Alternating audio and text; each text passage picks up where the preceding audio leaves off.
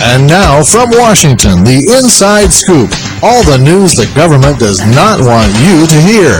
Now, here's your host on the Inside Scoop, Mark Levine. Good evening, America. Welcome to the Inside Scoop.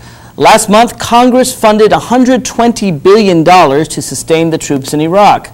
But in doing so, spending in effect $1 billion a day for 4 months, were they sustaining the troops? Were they supporting the troops? Or were they betraying the troops? What do the troops want?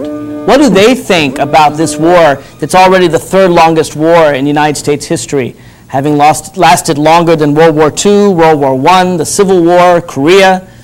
Are we going anywhere? Are we achieving anything? And what is it that the troops tell themselves to keep them going? Do they tell themselves we're stopping weapons of mass destruction when there aren't any there? Do they tell themselves that we were there because of 9/11 when Iraq had nothing to do with 9/11? Or are we fighting for freedom? Just sort of use that one word, fighting for freedom for the people of Iraq, when apparently we're not fighting for the people of Darfur. They're difficult questions, and there's also the very tough question that, frankly, John Kerry asked 35 years ago after the war in Vietnam. How do you be the last man to die for a mistake? How do you tell someone to continue to fight for a mistake? When so many of our troops have died, how can you tell other troops that their death was in vain? Do we have to keep fighting the war in order to preserve their memories? Or would losing 3,000 more lives just be more throwing lives away? They're tough questions. I don't have any easy answers. In fact, it's as hard questions as they are, it's even harder to answer these questions. But John Boone, sitting next to me, is going to try to do that. He is an Iraqi war vet. He served his country in the battles in Iraq. And I want to thank you for coming here again on the Inside Scoop. Well, thanks for having me back, Mark. I appreciate it. Let's start with where we are now. I mean, we'll talk about where we've come and all this stuff, but where we are right now, there's Bush's surge, and Congress has said, give the surge a chance. Almost like the 60s activists used to say, give peace a chance. They're saying, give war a chance. Give it a chance. We might just eke it out. How do you respond to that? Well, personally, I think if there was ever going to be a time for a surge or more troops, it should have been in the very beginning. It should have been when General Colin Powell went to President Bush and said, listen, you're going to have to use the Powell Doctrine on this one. You're going to have to go in there with overwhelming force in order to win the peace, along with the advice of former Army Chief of Staff General Eric Shinseki when he went in and said it's going to take several 100,000 troops to pacify Iraq and successfully complete this mission. The President completely ignored their advice. He relied on the advice of Donald Rumsfeld, of Richard Pearl, Paul Wolfowitz, Doug Feith. And Shinseki lost his job. And Shinseki lost his job, and he totally ignored the military commanders who warned him about the aftermath. And so if we had a chance to succeed, it was 4 years ago when we started this war. Absolutely. If we were ever going to succeed in this war by using an overwhelming number of troops, that ship has sailed, Mark. And today, why won't it succeed? If it would have worked 4+ years ago, why not work it now? Mark, too much damage has been done.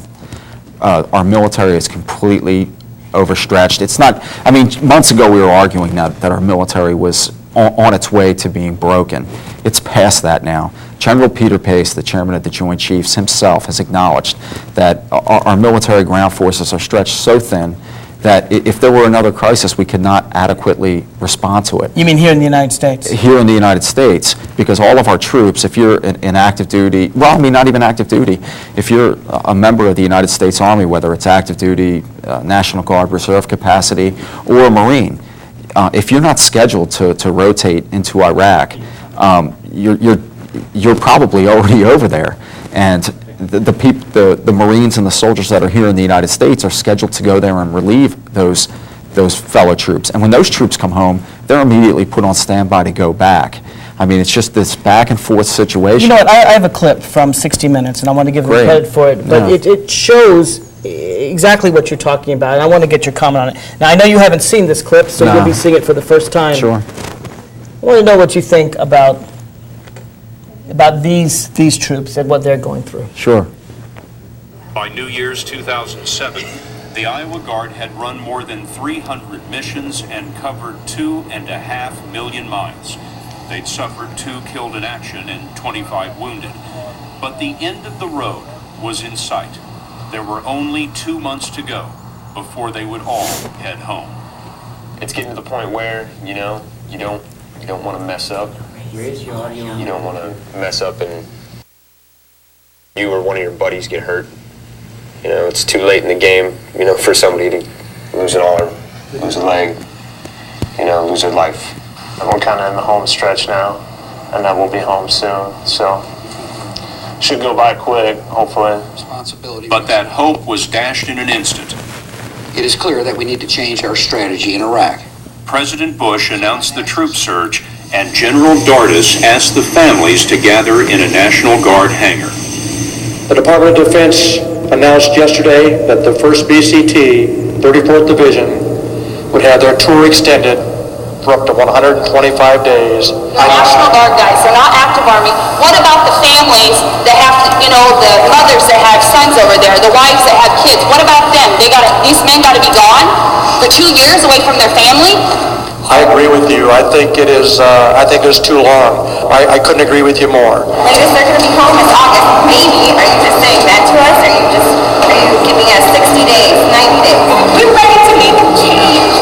The countdown for Daddy coming home. Now we have nothing. Nothing at all.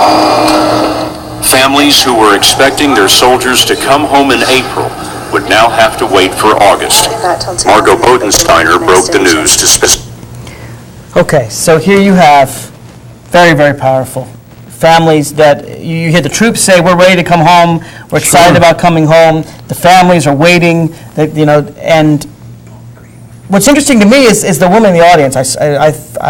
Well, let me ask, before I even go on, what was your reaction to what you just said? Well, words can't express, the sympathy that I feel for that poor woman.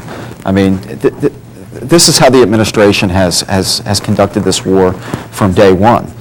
They never went in there with enough troops. And yet, John, the administration says that this is all about supporting our troops. They actually were threatening the Democrats, who passed 2 bills to set withdrawal dates, and he vetoed both of them. Sure. And the Democrats, finally, the president was saying, look, if you don't give us this money, you are against our troops. You are not supporting our troops.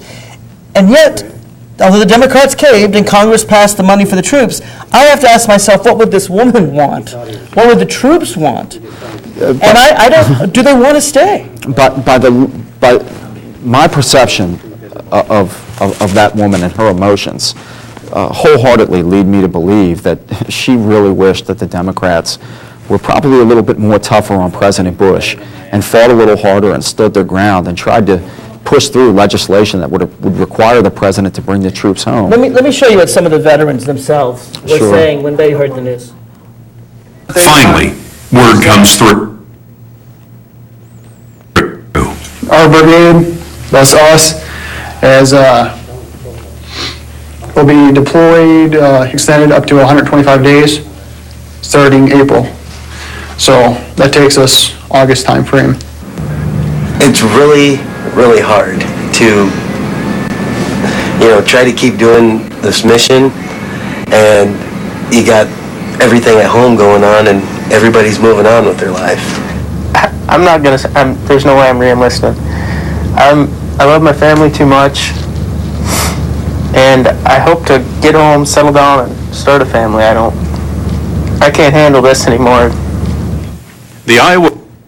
Okay, so obviously there's a lot of pressure among the troops. And those troops are well within their limits to feel that way. I mean, ever since the first year of the invasion, troops have been involuntarily extended against their will. They have been stop-loss troops that have enlisted and honorably fulfilled their enlistment. And when they're getting ready to get out and move on with their lives, they're being told, no, you're going to go to Iraq. And then when they get to Iraq, like I said, their missions get, their tours of duty get extended involuntarily.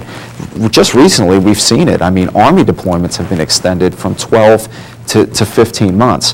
And when I look at these soldiers, or these troops, in this 60-minute segment, it is 60 minutes, yes, correct? Yes, it is 60 minutes. I mean, it just doesn't even seem to me like they really believe in what's going on over there. It seems to me that they're more concerned about their personal survival and the survival of their fellow troops. Well, I'm glad you raised that because some of them very much still believe in the mission, and I want to play some of them for you too. Great, Hear what sure. they have to say. Absolutely.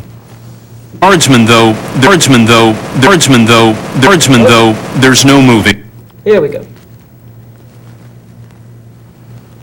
Oh, we've got technical problems. I hate when that happens, but that's life. That happens. So we'll get that back working in a second. Tell you what, let's take a break if we can. We'll also get a chance for our callers to call in. Folks, if you want to join in the discussion, if you want to ask John a question, who served honorably but is ready to bring this war to a close, the toll-free number is 888-488-MARK, 888-488-6275. We'll be right back after this.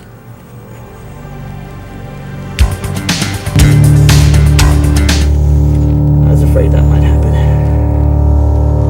History has demonstrated that violence only begets greater violence. And injustice only begets greater injustice. For the Guardsmen, though, there's no moving. Nation. This is not how we want the United States to be known around the world.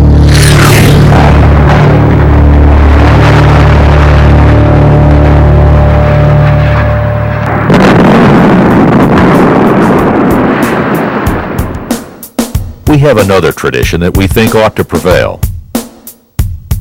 One that is more just and more powerful. There is a better way. If we truly want peace and security, then we must work hard for justice.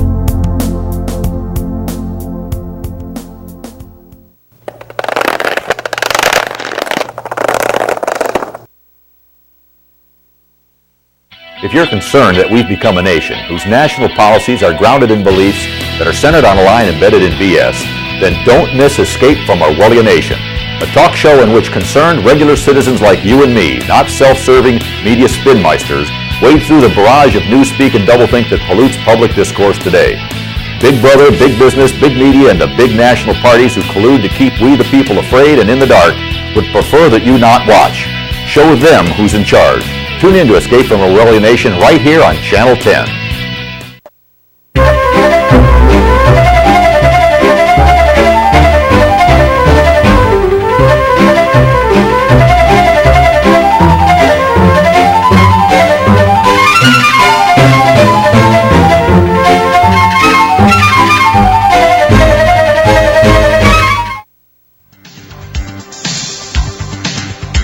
From Washington, back to the Inside Scoop with Mark Levine. Welcome back to the Inside Scoop. My guest is former Iraqi Army veteran John Bruns. We're talking about the morale of the troops. What are they thinking? How do they get up in the morning? Because you have to, when you get up in the morning and you have to face death day by day, it's hard. I assume, I mean, you have to believe in your mission, don't you, or to even get out of bed? Sure. Did you find days when you were in Iraq when it was hard to get out of bed because you're like, we're not succeeding? I mean, how was that for you? Well, when I went into Iraq, I mean, I could tell, from the very beginning that just me personally, I just never felt that the situation over there was going to work. I mean, what made you feel that way? Well, I could tell you that after the invasion was over and the shock and awe, the first Iraqis that started to protest our presence in their country were the Shiite Muslims, the people that Saddam oppressed. And I started the Shiites, absolutely. The majority, the ones who we were putting in power. Absolutely. They were objective. They conducted a holy pilgrimage to Karbala, something that was outlawed by Saddam, a newfound freedom that we gave them. And they used that pilgrimage as a direct protest of our presence in their country. And it was very, So that was very disturbing for you, because you thought they would greet you as liberators, or at least be happy. It was very, very discouraging, to say the least, because I knew I'd have a fight on my hands if Saddam's enemies clearly did not want me there. Now, you volunteered to join the military, right? Yes, twice. Twice? Yes. After September 11th? When did you first? I joined the reserves when I was going to college. And what years is that? 1996. Okay. And my time in the reserve was coming to an end, and 9/11 happened. Like I said, I viewed that as my generation's Pearl Harbor. I mean, it was. It was. And you know, I believe that the war in Afghanistan was right. So you signed up after September 11th to fight the people that killed 3,000 Sure. men. I re-enlisted. I changed my military occupational specialty from a non-combat role to infantry, you know, from the reserve and a non-combat role to infantry and active duty to purposely to go after bin Laden and the people who attacked us. And instead, I was sent to Iraq. So you thought you'd be sent to Afghanistan? I thought I'd be sent to Afghanistan, and instead I was sent. My morale was somewhat low when I was there because I mean I knew that there were no weapons of mass destruction.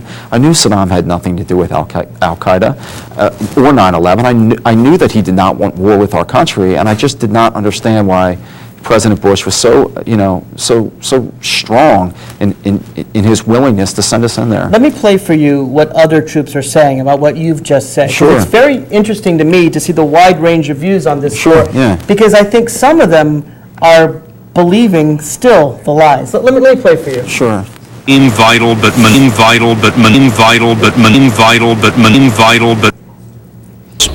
especially the younger ones, are questioning the war. Mike Itis and his son Josh used to be on the same page. I have the sense here that you guys don't see eye to eye on the war. That would be a true statement. There's a difference of opinion. Josh, tell me, what are you thinking? I just feel that we will be here a long time, and it's going to take a lot more time than what people think back home to fix what's going on over here. From what I see, they don't want us here. Mike, you disagree with that? Yeah, I believe that we're supposed to be over here. Progress is being made. If you go back to 9/11 and what the people did there, and when the president asked, do you want me to go after these people? The whole United States stood up in unison and said, yes, we do. He says, this is going to be long and drawn out. Are you really sure you're going to stand with me? And they said, yes, we will. Well, now there are some that aren't, because the American people are a give me people and give it to me now. You're a little bit angry that the folks at home have turned against the war. Oh, you could say that. More than a little bit. Well, as I said, I believe in what we're doing. Get to other troops. There's Mike, and he's upset with people who want to end the war. He believes in what we're doing. He said the president said we'd be in there for the long haul. I'm ready to go. Where's the American people? Well, first of all, at least he's putting his money where his mouth is and putting his own physical body where his rhetoric is. Unlike a lot of Americans who support the war wholeheartedly but just don't have the guts to fight it. As much as I respect his service, I totally have to disagree. He mentioned, he made a statement that after 9/11, the American people got up and said, President Bush, we're with you, whatever it takes. But what's so tragic about that is that President Bush painted a false picture to the American people of who the enemy really was. That's what I find fascinating about Right. Mike. The Taliban attacks us, Al-Qaeda attacks us with the support of the Taliban, the support of Afghanistan, and he conflates it with the war in Iraq. Right. He doesn't make a distinction. He says, 9/11 they attacked, and we have to fight. In America, you said you'd be there for the long haul, and we did. I certainly defended sending our troops to Afghanistan. Absolutely. Every member of Congress, save one, voted for that war. Sure. And he's like, where are you? And I would say to him, well, where are you? You're not in Afghanistan. Right. You're in Iraq. You're in Iraq, and basically, this is something that is not easy for me to say, but I really believe that this was a war that was constructed by neocon intellectuals, like I said, such as Wolfowitz and Pearl and Feith. And you know what this is? This is a failed neoconservative experiment. They had some sort of grand plan for the Middle East. It did not work. Their experiment backfired, and we have created more enemies than we can count. Okay, but now we have troops, and they're there. Yes. And they need to believe in their mission because, I mean, every day, it shows on this 60 Minutes, the longer episode, they're driving in these convoys, and it's boring. You're just driving in the convoy day after day across the road, looking for a thin wire across that can kill you. Yeah. So you need to stare at the road very carefully every minute for thousands of hours and not miss that wire, or you're dead. Sure. I mean, it's not a very fun video game, No, much not less at all. real life. Not at all. So, but this guy's saying, I believe in the mission. I want to fight for the mission. And it's interesting to me. I think some people psychologically need that kind of thing to sustain them. It's very possible. In order to have your morale, we have all kinds of lies we use to sustain ourselves. I mean, we have all kinds of, someone who's terminally ill, someone in a coma, they're going to get better when we know that 99% of the time they don't. Right. But people use all kinds of ways to try to believe in themselves. And what's interesting to me is this guy seems to really need to believe that he's fighting for a good cause. Sure. Did you find a lot of that among your fellow troops in Iraq? Absolutely. When I was in Iraq, it was during the first year of the invasion, and this was before the lies were exposed. Were exposed. But I think now you see the tide. So what did people say they were fighting there at that time? Oh. For WMDs? For what were they saying? First it was WMDs, and then next thing you know, like all the troops just seemed to have this mentality that it was Al-Qaeda. It was Al-Qaeda. And let me just paint a brief picture. Part of what we did as infantrymen in Iraq were like cordoned searches. What we would do is let's say a roadside bomb goes off in a community, or there was, a high level of attacks on U.S. soldiers in a community, and a battalion commander would reasonably, he was well within his limits to say, hey, I believe that there's insurgent activity. Let's go in and, let's go in the middle of the night, and we'll quarantine the area, and we'll go door to door. Well, these soldiers, these young kids, 18, 19, 20-year-old infantrymen, when we close down those areas and we kick in the doors in the middle of the night and we rip the man of the house out of the bed and we throw his family in a room and they're afraid, the man is just beside himself with how he feels he's being treated and how his family's being treated. And, I'm telling my interpreter, hey, ask him if he has any weapons in here, ask him if he's connected to the insurgency. We're looking for any clues at all that would lead us to find the people who are attacking us. But in the meantime, you dump his couch. You flip his couch over, you dump his closets, you dump his drawers, and you leave his house looking like a hurricane. You don't clean it up afterwards, do you? Right, no, but those soldiers, they go in there with the mentality as if they are going after bin Laden himself. And so they treat these civilians as if they're bin Laden, some of them. Like there are high levels of activity in the area, and they just get, they just go in there like they're going after the enemy. But I would think there'd be two reactions. That, right. Particularly, 18, 19, 20-year-olds. These are people who are, just new adults. They used to be kids. Sure, they're still kind of forming what they believe. I would think for some of them, they would do as you say. This is the enemy. Not really like this. This older gentleman. You don't have to be 20 years old. This guy's. It looks like he's in his 40s. Sure. And is still conflating bin Laden and 9/11 and the attacks on New York as if they had something to do with Iraq. Right. And we all know they had nothing to do with Iraq.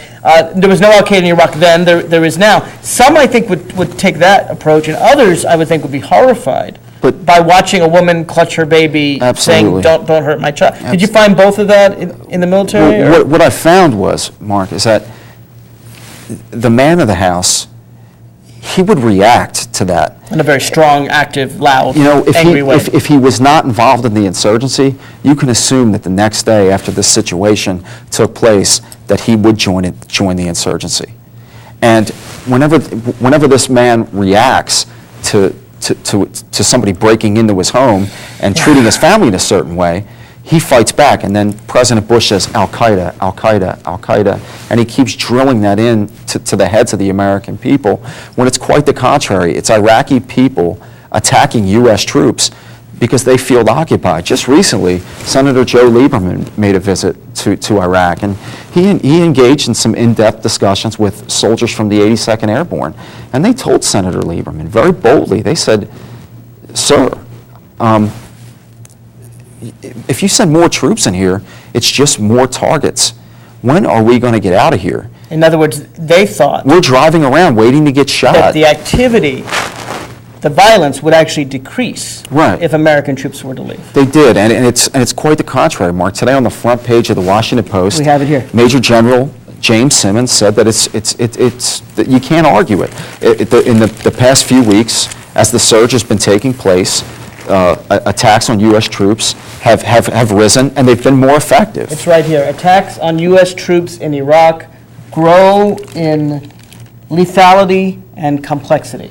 And he points out that the troops in Iraq, that The number of attacks against U.S. forces is up. They've grown more effective. Insurgents are deploying huge, deeply buried munitions set up to protect their territory, complex ambushes. It's getting worse. It's getting worse. And I don't see and the how death toll is rising. Right. The death toll is rising. I mean, we just lost 14 more U.S. troops over the weekend. In May, we had 127 U.S. troops killed in Iraq. That's the third deadliest month since the war began.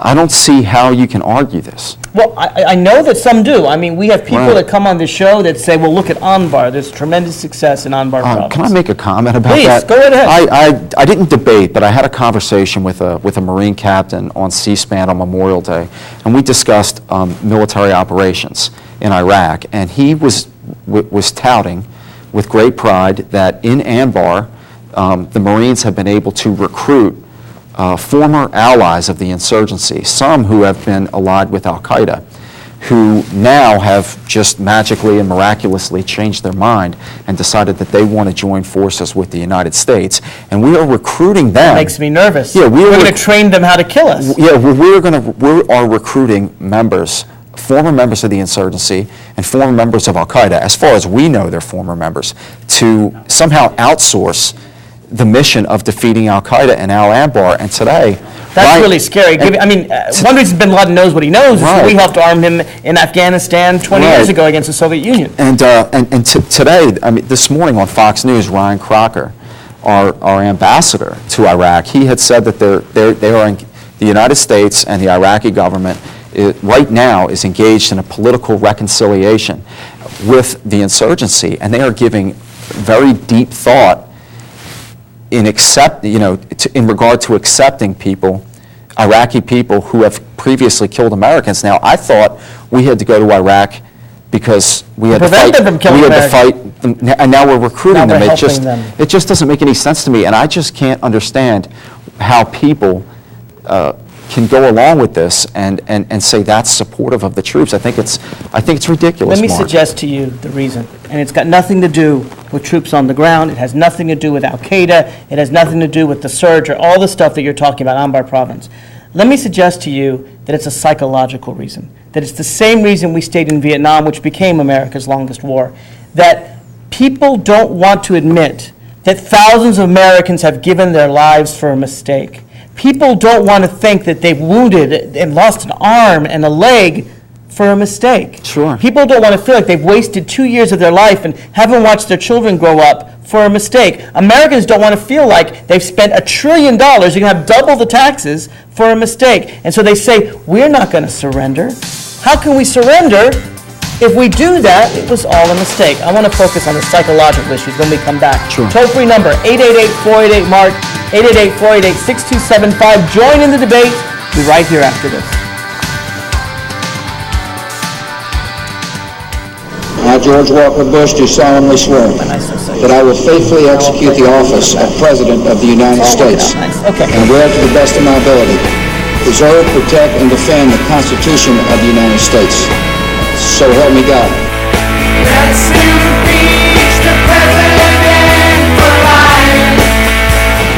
My name is David Bell.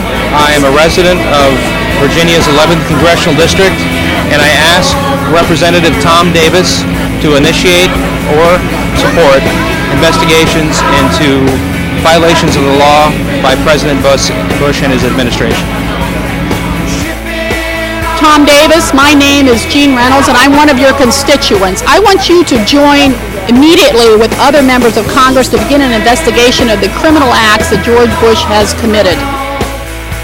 I'm Nick Spengler of Ashland, Virginia, and I would like our troops to come home and Bush to get out of office. My name is Nancy Maynard. I live in the 11th Congressional District, and this message is for Tom Davis. I'm asking you to please investigate for impeachment.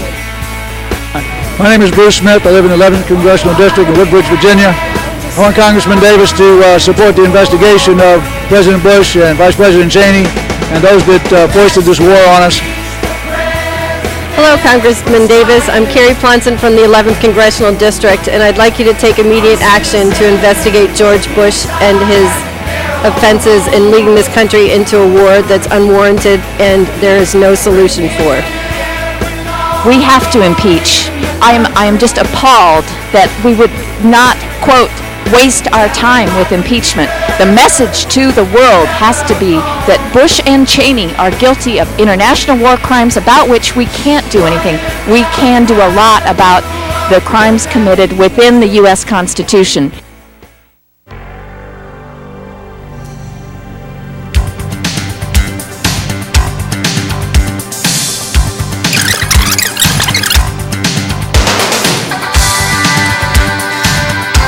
Welcome back to the Inside Scoop. I'm your host, Mark Levine. My guest is John Bruins. He's a former Army veteran. He fought in Iraq, and he has very different views of the war now. Now, I don't know, when you first came in, John, were you far more supportive? I mean, I assume, I know you wanted to fight in Afghanistan. I did. So already you kind of felt like it was a bait and switch for you. Sure. But then, at least did you think, well, okay, I'll go to Iraq and do some good there? I was against the Iraq War before we went in. Wow, okay. But, I mean, I paid attention to the news and what was going on.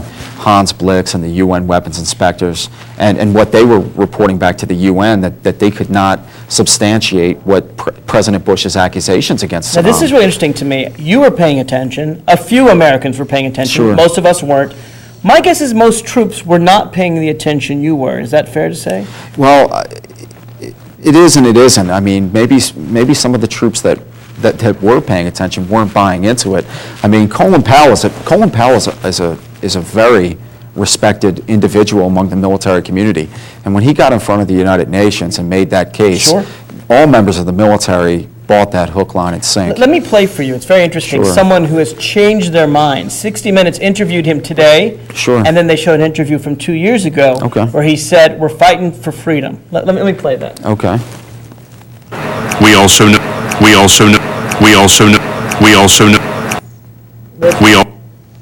noticed a change in the Wendling brothers, Adam and Andy.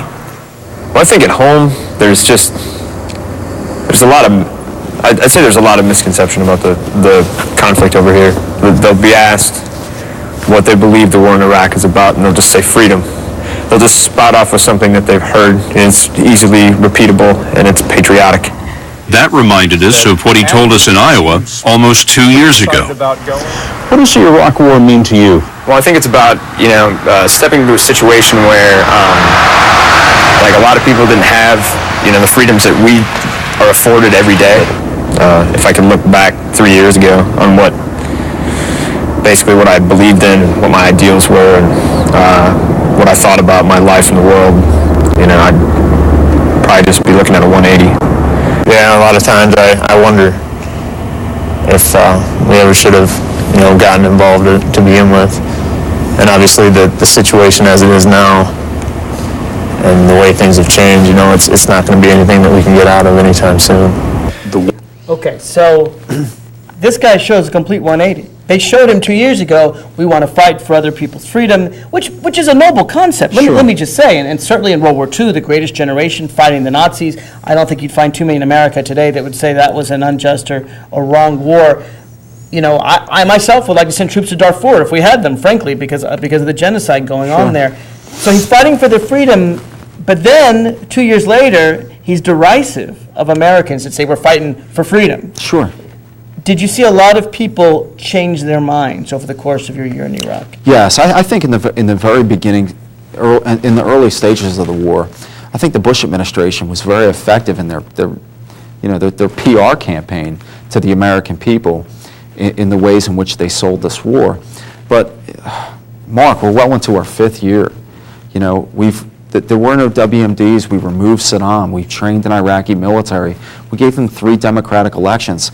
And the violence has not stopped. The killings have not stopped. There is an all-out Sunni and Shia sectarian civil war, and these troops are out there patrolling the same streets, doing the same exact kind of missions over and over and over again, and they don't feel like they're making progress. And I mean, if you look at the situation now, I mean, if you were to do a poll in Iraq, and there have been polls done, the majority of the Iraqi people want us to leave there.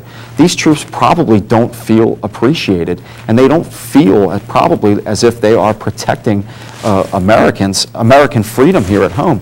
How are the Iraqis going to somehow take over the United States and take away our freedom?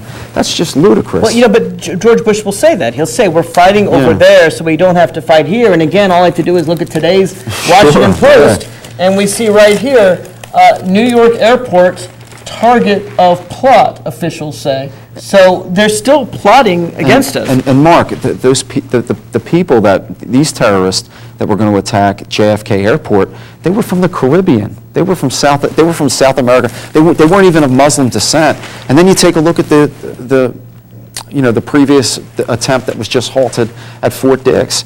Terrorists were going to go into Fort Dix, New Jersey, and kill U.S. troops.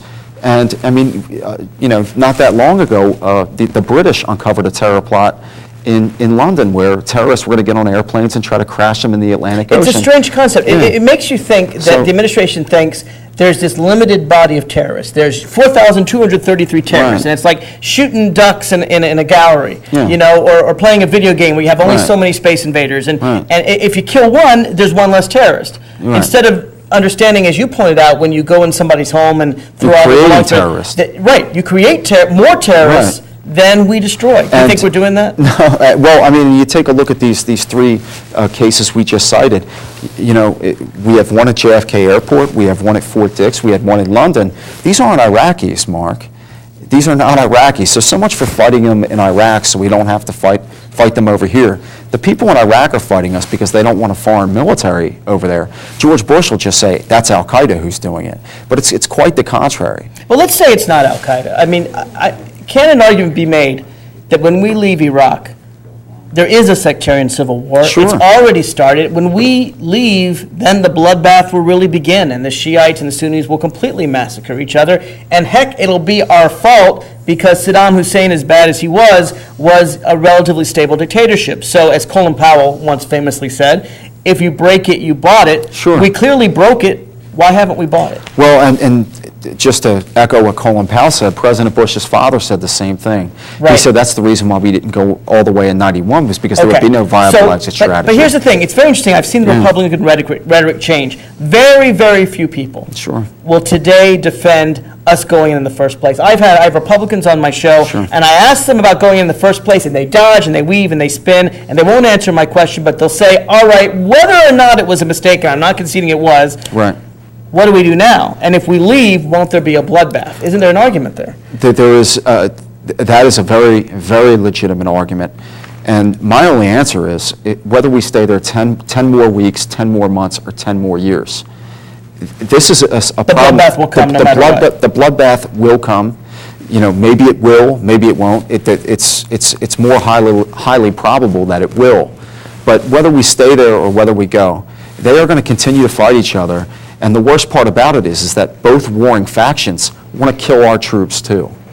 And that's at least they'll just be killing each other and not us in the middle. And it's just unfair to... I bring up that in 1980s, Iran and Iraq killed 1 million people in the last great Sunni-Shiite war. Right. And there was nothing good to say about that except that we weren't there. We were helping them kind of in the background, but we didn't have troops on the ground there. Sure. But let me ask you the question I asked before the break, because I don't have an easy answer for this. I probably don't either. Well, no, I actually think there is one. But here's a guy, you or anyone else, or a woman, and he or she has seen his or her colleagues die, friends of his or hers. Try their best, good, young, courageous American men and women, and they've died. Or here's a vet who's been injured, who's lost his limbs, lost his arms, lost his legs. If we leave Iraq now, it would be admitting defeat. It would be telling the soldiers who are wounded, telling the families of the soldiers who died, it was all a waste. We accomplished nothing. Your son, your daughter, they fought honorably. They're honorable people, but they're dead for no good reason. And let me suggest to you that one of the reasons we're fighting this war today is the same reason we fought that war in Vietnam. We're doing so not because we're achieving anything, but because we don't want to admit to ourselves that we haven't achieved anything. Mark, those soldiers that died in Iraq and the soldiers that have lost their limbs, they did that for each other. They did that for the fellow troops to the right and left of them. That's basically what it comes down to. When you're over there and things get violent and the fighting starts, you do it for your fellow troops. The accusations of troops dying in vain, they should be directed at the Bush administration. But see, here's the thing. You look at the widow crying about the loss of her husband. Mm-hmm. And most of them are men. There are some women that have died, but most of the deaths are men. And if we withdraw now, they will call it surrender. And they will say, my son died in vain. Now, it's interesting, if we continue it now, we might have 3,000 more deaths and 10,000 more wounded and another $1 trillion more spent, and then we'll have twice as many who've died in vain. But then 10 years from now, when we have 20,000 dead and $3 trillion spent and hundreds of thousands of wounded, they'll say, we can't stop now. We have hundreds of thousands of wounded and $2 trillion spent and 10,000 dead. Right. If anything, the sunk cost increase. It's one of those things we actually learned in economics. It's called sunk cost. That basically, if you spend $1,000 on a bad land deal, okay, don't double down. Don't throw good money after bad. Don't say, well, if I admit I've lost the money, I'll be upset that I've lost the money, so I'll put another $1,000 in and hope I'll somehow succeed. Cut your losses. But that's exactly what the Republicans are accusing the Democrats of, cutting and running. And they're saying, in effect, you don't support our troops because you're not giving them a chance to succeed. The same argument they made in Vietnam. That's a very emotional argument. How do you get out of the emotions and get into the logic, the facts? I don't have an answer for that. I was hoping you would. Well, Mark, it's very tough. It's extremely difficult for somebody like myself who fought in Iraq, who's very proud of my military service. I've served honorably. It's just very difficult for me to come home and say, our soldiers have died in vain. I look at it this way, and I don't want to sound repetitive. The way that I look at it is that we were forced into that war by the Bush administration, and we died for each other. We died for our fellow troops to the right and the left of us. As far as the Republican-controlled, well, not the Republican-controlled Congress. They don't control Congress anymore. The administration. Thankfully, but the administration, they are just, their credibility is zero now. They're saying, give this surge a chance. We're going to do it this time. I know, and that's it's gotten to the point, as you stated out earlier, where was it 10 or 11 members of the Republican members of the House of Representatives went to President Bush and said, sir, if there's any statements made on the war in Iraq, it can't come from you anymore because you are no longer credible. And these members of Congress are scared that they're not going to be reelected because people in their districts have finally caught on. And yet, John, we have the Democrats who are afraid to cut off funding. Now, let's be clear. Cutting off funding is a very blunt instrument. It's the nuclear option, but it's the only instrument the Democratic Congress has. They can, if they choose, say no more funds. Right. And Mr. Bush, your time's up. You've run out. You have to bring the troops home. Now, what they tell me on the Hill, and I have lots of ties there based on my days working there, is that Bush basically said, I'd leave them there.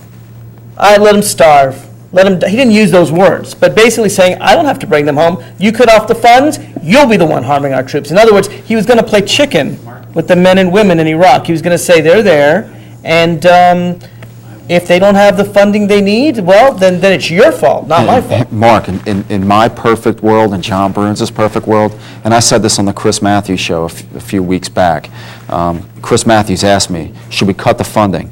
And I said, no. I said, if I were the Democrats in Congress, I would send him the same exact bill with stricter language, with binding language. And every time he vetoes the bill, I would turn it right around on him, and I would say, Mr. President, you cut the funding off. We gave you every dime you asked for, and even more, but you cut the funding off. And then, this is the game of chicken, right? The Democrats can sponsor each bill, and then we still think. And if I were the Democrat, we have to take a break. Sure. We'll get back to this, I promise, after the break. Okay. 888-488-MARK, 888. We'll be right back after this. Some people in Fairfax County don't know what public access means. Some think it's just another channel on the dial. But it's much more than that. It's the voice of the people. People like you. Your neighbors, your friends, or your family. People who want to share ideas, Opinions. Cultures, lifestyles, Art. sports, music, Events. Entertainment. history, science. Beliefs. People who want to learn about television, producing, Directing. cameras, audio, lighting, Editing. Or radio. Talk. Music. whatever you think people should hear. Public access is the place where everyone has a voice. And it's the place where that voice gets heard. A place where you can create your own form of personal expression. So what do you want to say? Whatever it is. You can say it here. Because we're public access. For the people. By the people.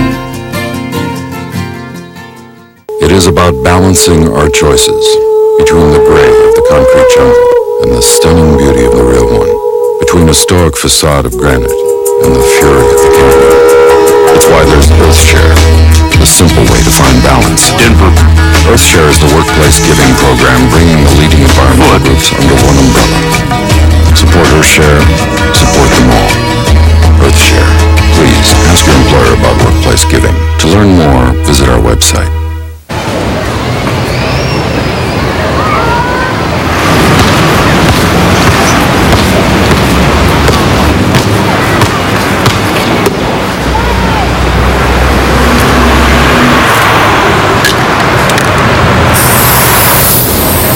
Thousands of kids in this country have everything it takes to go to college, except the money. The United Negro College Fund. A mind is a terrible thing to waste.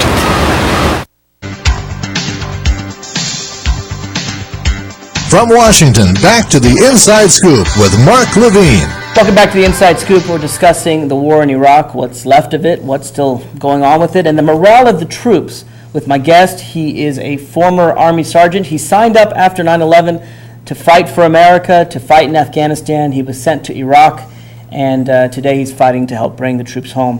John Bruins, you were saying before the break that you would, if you were the Democrats, you'd send the same bill again and again and again. Of course, we know that Democrats sent a bill saying to withdraw, setting up timetables and benchmarks. Bush vetoed it. They sent a second bill. Bush wouldn't allow that one either.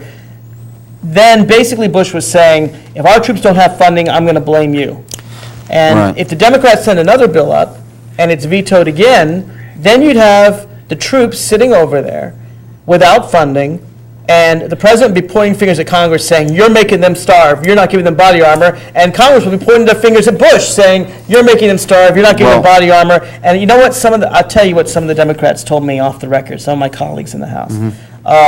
On background, not off the record. I can say it, but they won't tell me who they are. They said, we were afraid that in that kind of public relations battle, the president would win it, that people would buy his argument and blame us, and meanwhile, we didn't want the troops to die. Well, it's unfortunate, and it's politics at its worst.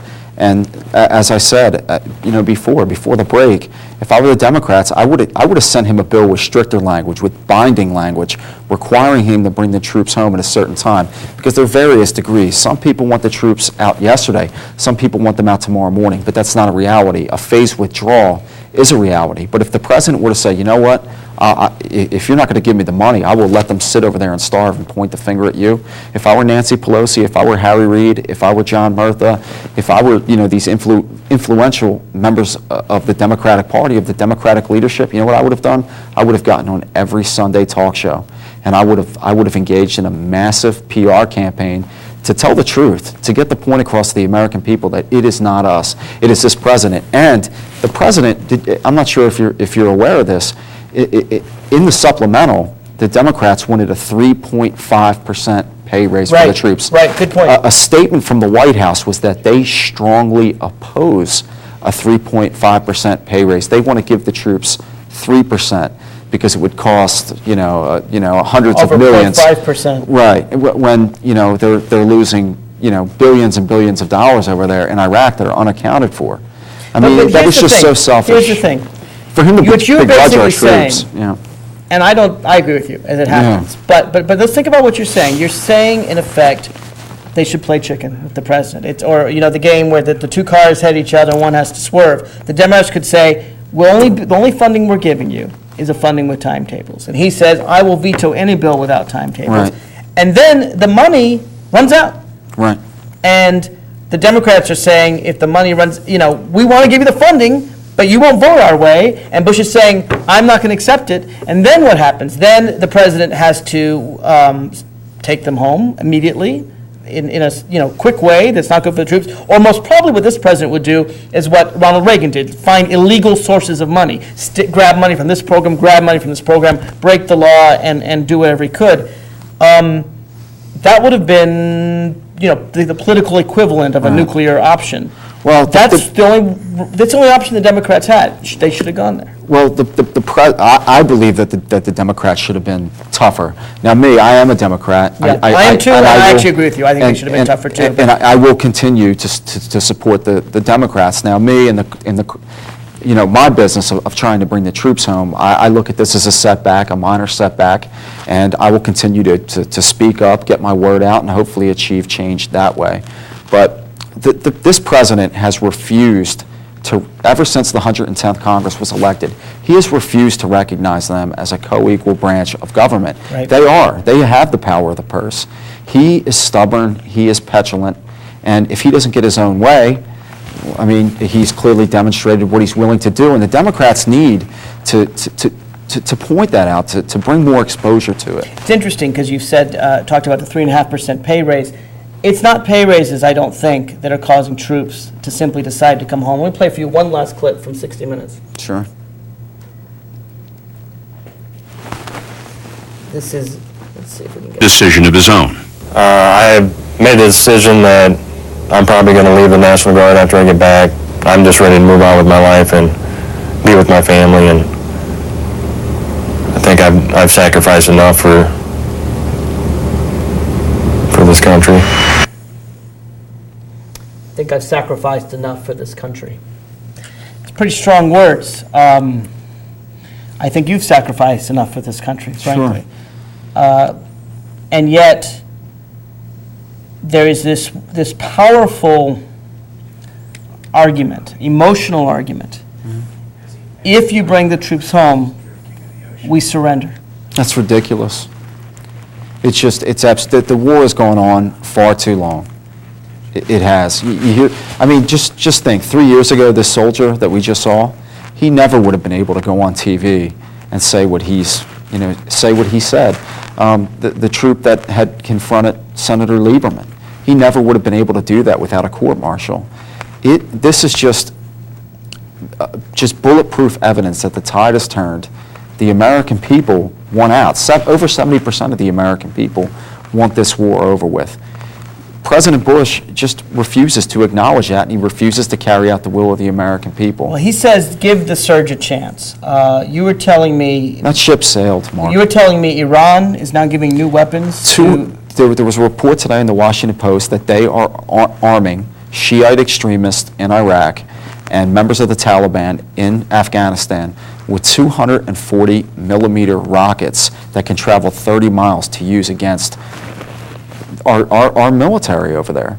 And what are our options? How do we deal with Iran now that President Bush has broken our military? Well, it seems that they're much stronger. Here we've attacked their main enemy to their east, which was Afghanistan and Al-Qaeda, their main enemy to their west, which is Iraq, and we're fighting a two-front war. They can pretty much do what they want, build nuclear weapons or anything else with impunity. Absolutely. And yet, some would say that if we leave, that shows them that we're weak, and therefore certainly enemies of America people argue would be pleased and happy, right? They'd be cheering, and if they're happy, we shouldn't be happy. Mark, George Bush and his administration did this.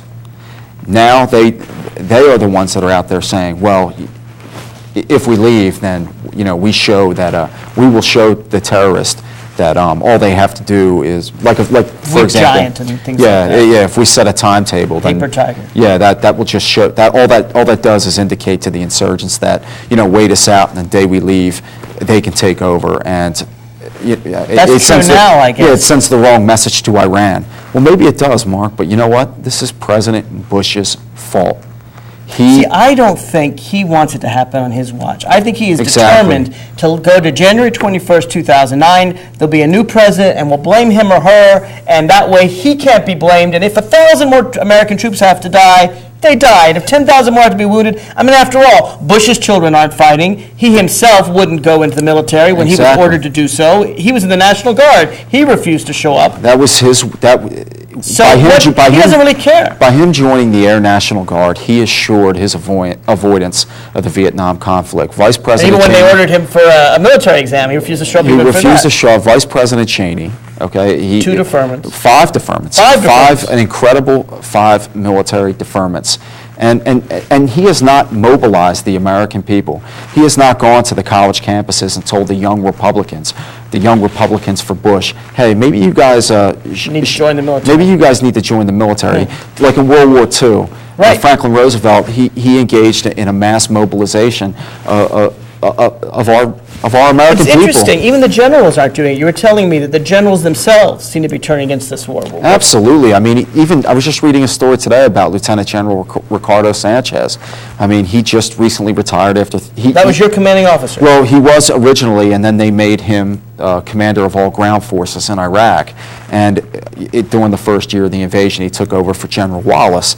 And his forecast for Iraq is very ominous. And you have General John Batiste, who commanded the 1st Infantry Division in Iraq. I mean, he came home and said, Mr. President, you've placed our nation in peril.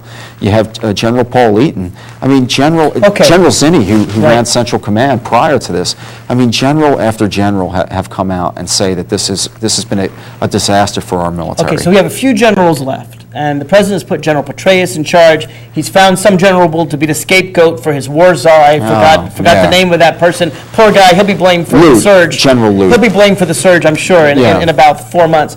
But General Petraeus is about to give a very important speech in September. And the word on the Hill is, from what I hear, the scuttlebutt is, that the Democrats gave 4 more months because they were told by their Republican colleagues, September's the deadline. In September, Petraeus gives his report, and then we'll be joining you in calling for withdrawal. Now, I believe that what they're telling me that Republicans are telling them this. Sure. I don't know whether the Republicans will actually follow through on their promises. We can only hope. But what will General Petraeus say in September? If he doesn't say there's progress, Bush will fire him. So doesn't he have to say there's progress?